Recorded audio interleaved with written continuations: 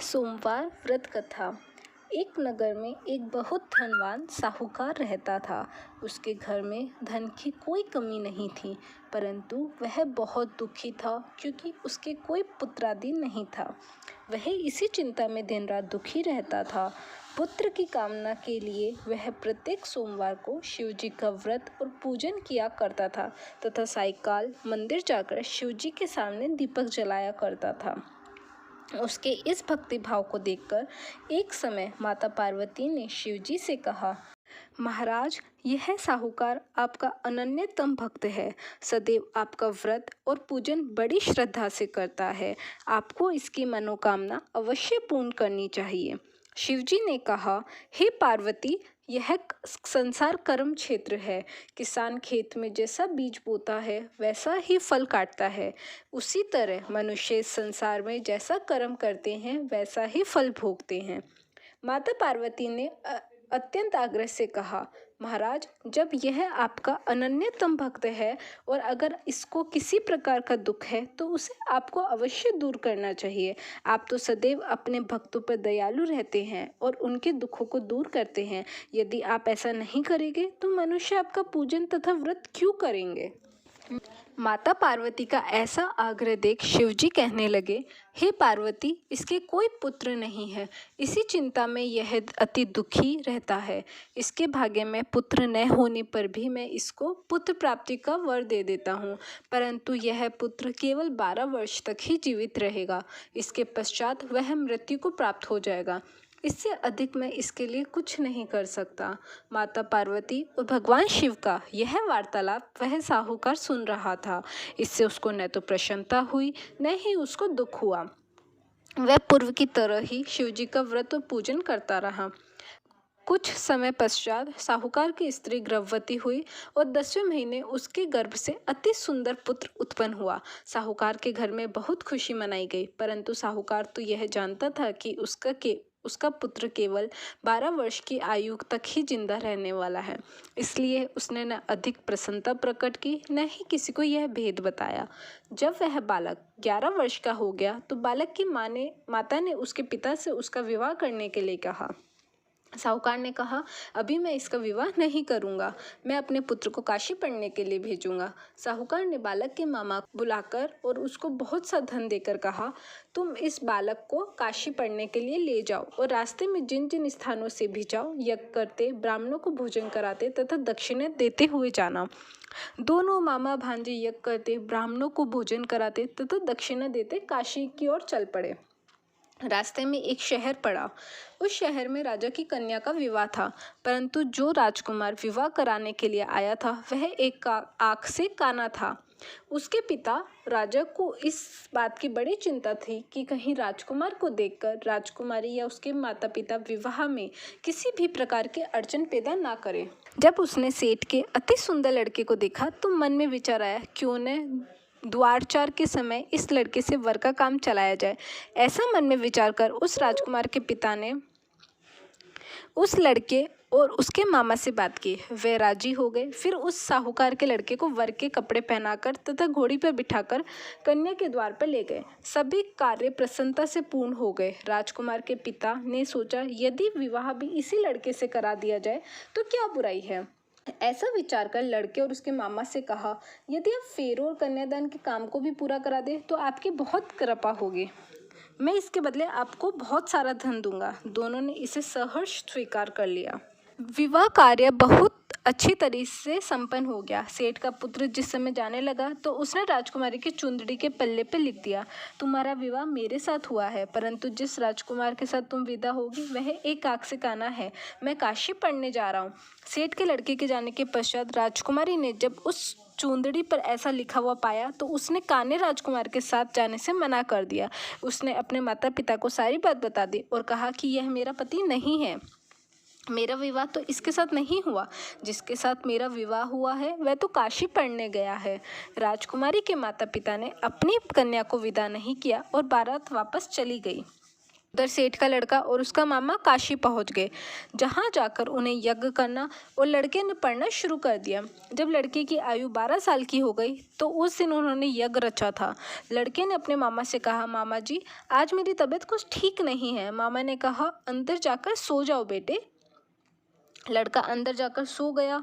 थोड़ी देर में उसके प्राण निकल गए। जब उसके मामा ने आकर देखा कि उसका भांजा मृत पड़ा है तो उसको बहुत दुख हुआ। उसने सोचा कि अगर मैं अभी रोना पीटना मचा दूंगा तो यज्ञ का कार्य अधूरा रह जाएगा। अतः उसने जल्दी से यज्ञ का कार्य समाप्त करवाकर ब्राह्मणों के जाने के बाद रोना पीटना शुरू कर दिया। संयोगवश उसी समय शिव पार्वती उधर से जा रहे थे। जब उन्होंने जोर जोर से रोने की आवाज़ सुनी तो पार्वती जी कहने लगी, महाराज कोई दुखिया रो रहा है, इसके कष्ट को दूर कीजिए। जब शिव पार्वती वहां पहुंचे तो उन्होंने पाया कि वहां एक लड़का मृत पड़ा है। माता पार्वती कहने लगी, महाराज यह तो वही सेठ का लड़का है जो आपके वरदान से उत्पन्न हुआ था। शिवजी ने कहा, पार्वती इसकी आयु इतनी ही थी, वह यह भोग चुका।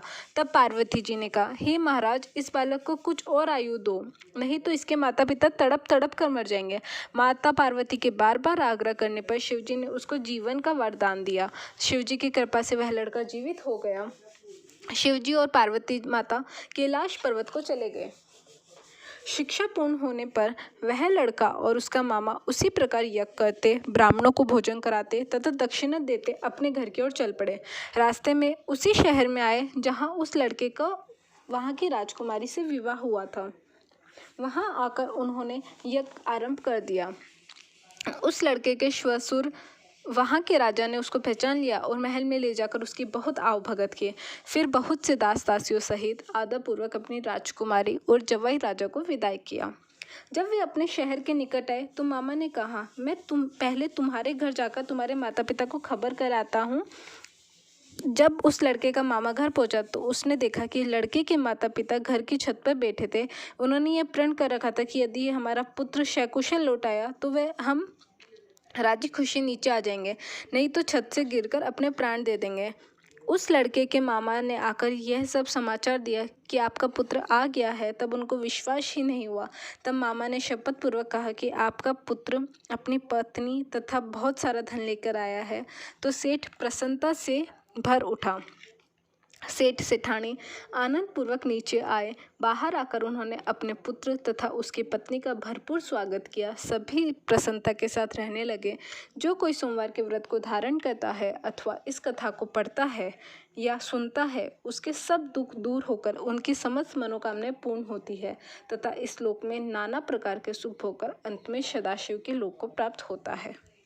बोलो शंकर भगवान की जय। शंकर भगवान की आरती। ओम जय शिव ओंकारा, स्वामी जय शिव ओंकारा।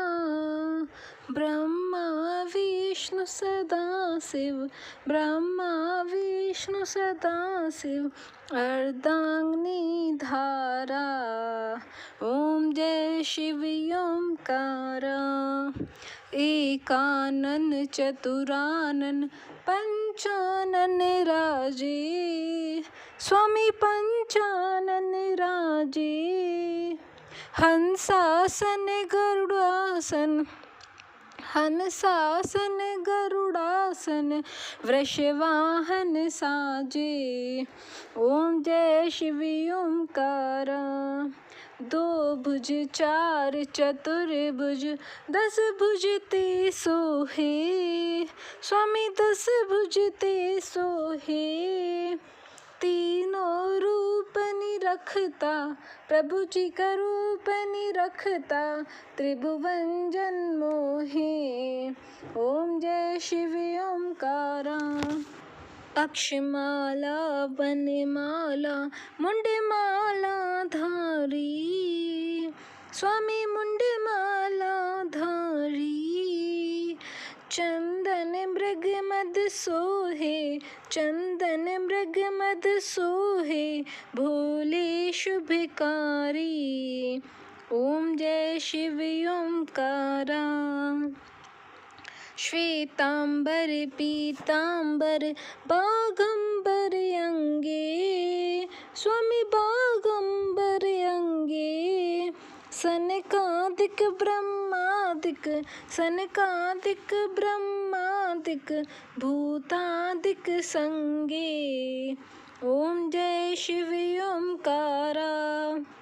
करके मध्य कमंडलु चक्र त्रिशूल धरता। स्वामी चक्र त्रिशूल धरता। सुख करता दुख हरता। सुख करता दुख हरता। जग पालन करता। ओम जय शिव ओंकारा। ब्रह्मा विष्णु सदा शिव जानत अविवेका। स्वामी जानत अविवेका। प्रणवाक्षर के मध्य प्रणवाक्षर के मध्य ये तीनों एका। ओम जय शिव ओंकारा। त्रिगुण स्वामी जी की आरती जो कोई नर गावे। स्वामी जो कोई नर गावे। कहत शिवानंद स्वामी बैक्त भोलानंद स्वामी मन वांछित फल पावे। ओम जय शिव ओंकारा। ओम जय शिव ओंकारा। स्वामी जय शिव ओंकारा। ब्रह्मा विष्णु सदा शिव ब्रह्मा विष्णु सदा शिव अर्धांगिनी